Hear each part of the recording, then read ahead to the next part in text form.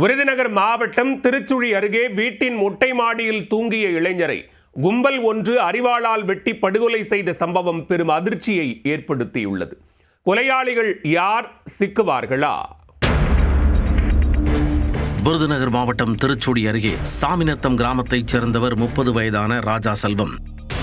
பட்டுக்கோட்டையில் லோடுமேனாக வேலை செய்து வரும் இவருக்கு இன்னும் திருமணமாகவில்லை. இந்நிலையில் ராஜா செல்வம் பழனி கோவிலுக்கு செல்வதற்காக தனது சொந்த ஊரான சாமிநத்தம் கிராமத்திற்கு சென்றுள்ளார்.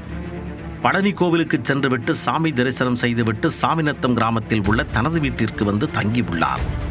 ராஜா செல்வம் எப்பொழுதும் வீட்டின் மொட்டை மாடியில் படுத்து தூங்குவதுதான் வழக்கம் என கூறப்படுகிறது. அதன்படி வழக்கம் போல புதன்கிழமை இரவு ராஜா செல்வம் மொட்டை மாடியில் படுத்து உறங்கியிருக்கிறார். நள்ளிரவுக்கு மேல் பயங்கர ஆயுதங்களுடன் ஒரு கும்பல் மொட்டை மாடிக்கு பூனை போல சத்தம் காட்டாமல் ஏறி வந்துள்ளது.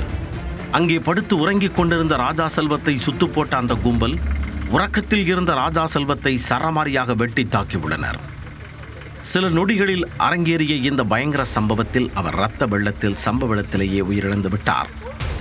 மறுநாள் காலை மாடிக்கு ஏறி வந்த ராஜா செல்வத்தின் குடும்பத்தினர் தங்கள் மகன் செத்து கிடப்பதை பார்த்து அதிர்ச்சியில் உறைந்து போயினர். கதறி அழுத அவர்கள் இந்த கொடூரச் சம்பவம் குறித்து திருச்சுழி காவல் நிலையத்திற்கு தகவல் கொடுத்துள்ளனர்.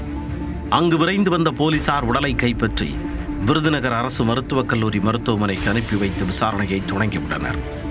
கொலையாளிகள் யார், முன் விரோதம் காரணமாக இந்த கொலை நடைபெற்றதா என்பது குறித்து போலீசார் தீவிரமாக விசாரித்து வருகின்றனர்.